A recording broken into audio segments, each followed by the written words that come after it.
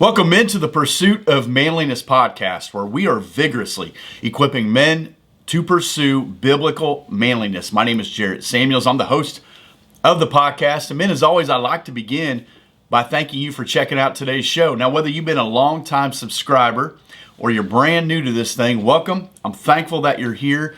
When you get the opportunity, when you're done listening to this podcast, of course, visit some of the links in the show notes. One of them would be our website, thepursuitofmanliness.com. You can find this podcast episode, the whole catalog of previous episodes. You can see what's available in the gear store. Sign up for the framework field notes, which goes out every week, focusing in on one aspect of our framework for biblical manhood. There's a whole bunch more in those links, but the last one there is going to be Loader Road Goods, who is the sponsor of the Wednesday A Quiet Life podcast. Now, I spent a little time sitting outside before I came in to do this, and I thought, the seasons are changing. When seasons change, needs change. And perhaps there's something that you need to get when you think about Easter weekend, which would be Sunday, March 31st, or graduation or some gift coming up here in the next couple months. Consider Loader Road Goods. You put in the discount code A Quiet Life, you'll save 15% off of your order when you check out. Men, it's time for today's podcast conversation. Currently, as elders at the church where I serve, where many of you will be at the men's retreat once again this year, we are reading through the book of Hebrews. There was a period of time, a couple weeks, where Hebrews 12, 1 and 2 continued to come up. Hebrews 11 was referenced. There was just kind of a theme, and we said, maybe God's trying to teach us something. So we've committed for the 13 weeks to read one chapter of Hebrews each week. Not a big deal, but to also kind of have a group text where we're sharing, thoughts, maybe something we get from a commentary, maybe something we feel like God is impressing upon us. From Hebrews 1, we kind of had a central theme we kept going back to. And so I'm reading Hebrews 2 this week. By the time you're watching this, it's going to be a couple weeks. But Hebrews 2 this week, the very first verse just jumps out at me. And visually, I'm thinking, I know exactly what that looks like. Personally, but also through experience as well. And personally, I mean, from a spiritual standpoint, through experience, I mean, actually seeing this happen with people. So let me read it. Hebrews 2:1, therefore we must pay closer attention to what we have heard, lest we drift from it. So what's the therefore? Well, Hebrews 1 is making the case that Jesus is far superior than any angels. Some people get caught up in, angels, and I think we should be aware, the scripture talks about that we can entertain angels unaware, but I think we get caught up in some things that we're not supposed to be getting caught up in. And so the writer says, therefore, if Jesus is far more superior, then we need to give intentional heed, intentional focus to his word, but not just focus or attention. It says pay much closer attention. Now, I got my NASB Bible out. It's sitting over here, and it says, for this reason we must pay much closer attention to what we have heard, so that we do not drift away from it. Closer attention. More than I'm doing right now? Yep, more than I'm doing right now. Why? You ever been to the beach? You ever been to the ocean? You know how the ocean, and I'm going to use the ocean a couple times here, I think, so just bear with me. You know how the ocean water just keeps coming in? Isn't it amazing the way it just never stops? It gets calm, but don't fool yourself. Water keeps coming in. Now, if water's coming in, that means water's going out. And if you've ever stood in the ocean, now I know it depends on which ocean you are planting your feet in. The waves and the movement of water is slightly different, but it's pretty much the same science. Water's coming in, and then there's a water that's going to pull out. So the water coming in, it can be fun to play in.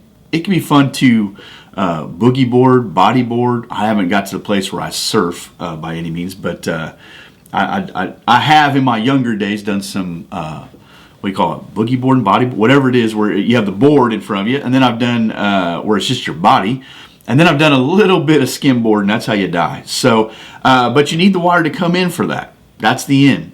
Then there's this pole that's coming back out. If you're not careful, there's a rip current, okay? You kind of got that undertow that's going, and then you got rip currents that can develop. So I love the water. Like, I love going to the beach. I could sit in a chair at the beach for hours. The same, I could go and sit in the woods in a chair or lean against a tree or whatever for hours. I love them both. And they both places have been very special to our family. I got a lot of stories and memories from both of those locations. I respect the water, but I'm very aware of what it does or can do. Water just keeps coming in. Listen, in your life, stuff just keeps coming in. We are in a place where we are constantly bombarded with information, with entertainment, with the possibility to connect or to learn or to know or to find out or to see or to... You want to know what's going on in the other side of the world? You want to know what's going on with the royal family? You want to know what's going on with the that rugby team and somewhere that you watch on ESPN Plus or what? You can find out in an instant. And what happens here is we can be the water information just keeps coming in. Suddenly we have began to drift. Water going in, water going out. Before long, we drift. I love that the Hebrew writer says in Hebrews chapter 6, verse 19, since we have this anchor for our soul. That's what Jesus is. He's the anchor for our soul. We're going to pay closer attention to what we have heard, lest we drift away from it. Now, drifting, as you know, whether it's a water or whatever image you want to put in your head, is very subtle. Rarely do you drift 50 yards instantly, but it's a foot, a foot, a foot, a foot. So if I'm at the beach and my kids are much younger and I look out and they were right in front of me. So yeah, you guys can go out there, just be careful. Well, I say be careful. What does that mean? They go out in the water. Next thing you know, 25 yards to my left. So I got to go down there and I'm like, come on, let's get back. So we bring them back. Now, there's two ways to get back. You can swim back, right? You can try to walk back. Now remember, what you're walking back into is the water that was gradually moving you back. Now that's a hard way to go. Or you can come straight out of the water. You just say, this is where I'm at, and you make your way back to where you started. I think from a Christian life, there is something very important to learn from that. You can say, I'm just going to gradually make my way back, and I'm just going to work my way. You're going to exert a ton of energy, and you're going to wear yourself out because you're not changing anything. You're staying in the same water. You're doing the same thing. You're just trying to go against the flow of water here. And that's going to be rough. When the kids were younger, sometimes you're like, they're not going anywhere quickly. Nothing's going to happen here. Come out of the water. You need a reset. So you go back and you say, okay, what were the things that I did? What were the things that I incorporated? How did I live? What was I connected to? Who did I talk to? What happened when I was most thriving in my walk with Christ? For some, they would say that was never. Okay, well, let's break it down very simply. What is the right thing to do? It is always right to do right. You say, I've blown it for the last 3 weeks. You've drifted. Okay, so now let's have a hard reset. Let's do the next right thing. The next right thing would be, well, let's get in the Word. I'm going to get in the Word. I'm going to read it. I'm going to read Hebrews 2. I'm going to look for some application. I'm going to say, God, what do you want me to learn from this? Holy Spirit, convict me of things that I need to change or things that I need to consider. Bring to light conversations that need to take place. Now, if I'm going to say conversations, that's with the Lord, that's with other people. So then you ask yourself, what kind of community do I have in my life right now? Do I have people that when I drift will help me get back? Now, maybe you're like my kids. They've never helped me get back. I've never been in the water, standing there talking, whatever. Next thing I know, I'm down 25 yards. I've never had one of my kids come to the shore and go, Dad, come on, let's get back. Come on up here. They've never done that, thankfully. Maybe you're a guy that's never helped anyone else get back too. Don't always be the guy that has to be helped to get back. At some point, we should mature enough in our faith that we can be the get back guy. We can be the guy that says, come on, back down here. Nope, that's not good. Hey, buddy, I haven't seen you for a while. What's going on? Hey, so-and-so. I'm amazed at doing this online stuff, the pursuit of manliness. We have our closed Facebook group. And that's for guys kind of just trying to see, anything going on there. We have Facebook page, Instagram page, YouTube page, all that stuff's free. I'm amazed though at guys that get behind the paywall like the Herd, just $5. But how little of engagement you might get from some people, and they're paying money. Then you look at Tribe, and you think these guys have paid money. We had a meeting the other night just trying to figure out how to get guys to respond to messages or respond to videos or Zoom calls, and they've paid to be a part of this. So just because you've paid, that doesn't mean nothing. We're trying to help you not drift. But I think there's some guys that are really comfortable drifting. See, the problem with drifting from where you're supposed to be is you're really going to hurt yourself. But because drifting is so subtle, you don't believe it's ever going to be significant. And someday you look up and go, how did I get here? Or maybe you're 70 some years old, 80 some years old, and you're like, why am I just as stagnant in this season of life as I was in the last 4 decades? Because you allowed yourself to drift, and you never listened to anyone who was trying to pull you back, and you never became a guy who was pulling anyone else back either. There's something that changes when you see yourself responsible to other people. There's something that changes inside of us spiritually.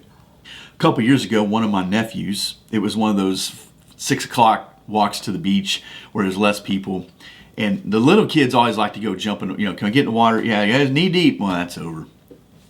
Well, they get out there and they're swimming. I'm not a big fan of that dusk swimming. I'm a fan of going down there. Temperature's cooler, less people. But this old boy got out there, and the water was coming in at a pretty strong clip. And it got to the point where you realize, hey, man, he's in a bed. Now, he's not my kid, but I'm telling him, like, come on. He ain't listening to me. That's fine. Well, nobody's getting him back. So I look at one of his parents and said, hey, you good with this? And they're like trying to get him back.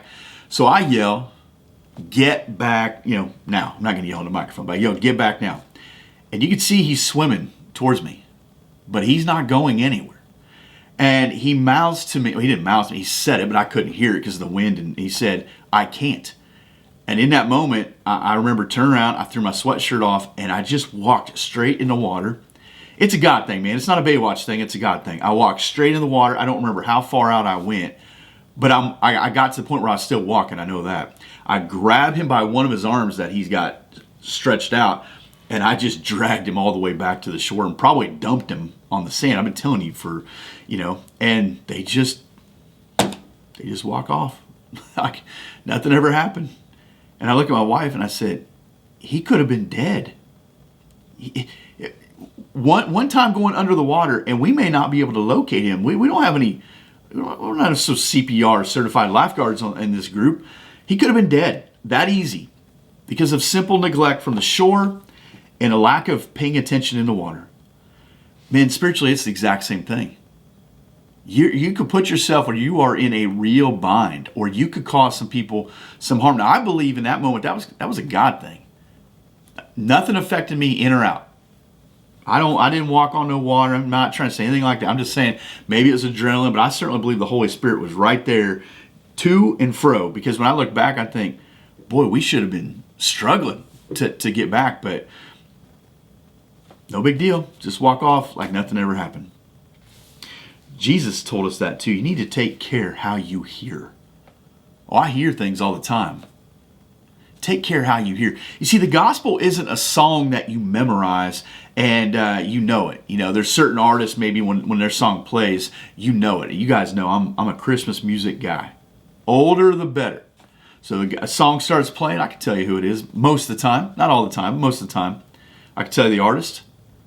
I can tell you, I can even kind of see it sometimes in my head. The album, the gospel's much more vital than memorizing song lyrics, or memorizing a starting lineup, or memorizing a process, or memorizing where all the parts go to a certain part of your vehicle, whatever. The gospel is supposed to be our life. I think we could probably all agree we should devote a little bit more time immersing ourselves into the Word of God. Jared, I don't want to get in the business of checking boxes. I hear that often. I don't want to be checking boxes. Okay, then just by all means avoid the boxes. Don't check a box.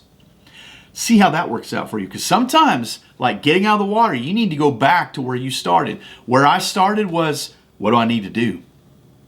I should read every day. I should get in the Word every day. I'm going to read stuff that I don't have any clue what's going on here. I'm going to read 1st and 2nd Chronicles. I'm going to read Leviticus, Habakkuk. I'm going to mispronounce half these. Yep, that's a good place to start. Go back to where you need to start. Hit a hard reset. Man, there's times I'll go back and I'll listen to music from that time. 1999 Promise Keepers. Game changer for me. Game changer. I never seen anything like it. Never experienced anything like it. I remember I had my father-in-law, he wasn't then, but he gave me a couple tapes. We had tapes still back then. And he's like, hey, here's some music that we'll be singing and stuff. And I put the first one in. I said, oh, I can't do that. It was just men. It was like a cappella how it started. The next one had a little more beat to it. And I thought, all right, I'm going to try this. Never seen anything like it. That was a game changer for me. So when I'm struggling, when I find myself drifting, when I find myself just not where I know I should be spiritually, I'll go back to that. Yesterday I was doing some walking, 1999 Promise Keepers. I'll go back to some old music, man. It's good. Good lyrics, good theology. Yeah. Jesus said pay close attention. The Hebrew writer said pay close attention. What does that mean? It means it's going to be hard work. It's going to require focus. It's going to require paying diligent attention. Not just listening all the time, though, but doing. If I'm telling my nephew, get back, and he says, I hear you, but he doesn't move, we got a problem. We got to do it. How do you know if you're paying closer attention to the Word of God, if you're paying closer attention to what your preacher's preaching, to what your small group's talking about, to what we're discussing in Tribe, to what we're reading in Quiet Life, or to what? Because you're doing it. You're living it out. Don't let Satan tell you checking boxes. Once again, there are worse things in life than checking boxes spiritually. So to say, well, I didn't do my reading today, I probably should do it, but I don't want to check a box. Check the box. Get it out. Do it. What we're trying to do is incorporate some disciplines in our life so that when we get to our later years and whatever the Lord gives us, that we have a library of Jesus to pull from, that we can recognize when other people are drifting. When they got some stuff in their life, we can help. Again, don't always be the guy who thinks he can just tread water out in the ocean and someone else is going to pull him back. At some point, you should join the guys on the shore and say, how do we help less people drift away? When can we identify when a guy starts to drift? Now, will he always pay attention? No, there's a number of guys. Like I said, talking about Tribe, there's a lot of guys that join and they just completely disappear. And you're like, I hope you're in a small group. I hope you're growing spiritually. I hope you're making disciples. I hope you're, but oftentimes that's not the case. And so we try to, kind of be that Coast Guard, if you will, going, come on, let's get back. And do they receive it? Occasionally. Man, think of it this way. Have you ever walked through a sporting event or a convention center or anything that was just packed? I mean, packed to the hill, shoulder to shoulder, trying to get through it. You ever done it with kids or a niece or nephew or someone? You know how diligent you are and they are with staying together as you navigate that crowd? You even communicate, hey, gate 7, that's where we're going, gate 7, all right, when you see that. Or, hey, don't forget, we're in 132. You almost over-communicate what's going on because you don't want to get separated in this mass of, 70,000 people, and you want to, or maybe there's something where you're at church or you're at work or, wherever, and you got to talk to this person. They're getting ready to take off or you're taking off, whatever, and they're in a conversation. You'll just kind of drop anchor and say, I'm not moving until I get to talk to that particular individual. They're my focus. They're my person. That's what Jesus is supposed to be for us. And I firmly believe for a lot of men, and including myself, unfortunately too many times, that we are just consumed with so much else that is getting our attention that means absolutely nothing other than Jesus. I'm wrapped up in my March Madness bracket. I'm wrapped up in an election and making sure I get people that are going to get out and vote. I'm wrapped up in the price of this. I'm wrapped up in what happened over here. I was yesterday. I ran to the store for something, and I'll tell you what. I've been telling you guys how I'm trying to look for somebody, right? Look for somebody, be on mission. Not yesterday. It was rough. From the minute I pulled in that parking lot to the minute I left, I thought, what is going on? It just felt dark. It felt heavy. It felt Like I felt defeated the whole time. I thought, what is going on? Well, I don't want to drift. I need to get back to the Word. You know what I did? One of the things I did was I took my phone and I turned it all the way off. And I left it on my desk. I didn't turn it back on till, I don't know, 9 something at night so I could plug it in, make sure it was charged in the morning. Today, I use it for my alarm. I know I got a couple texts on here.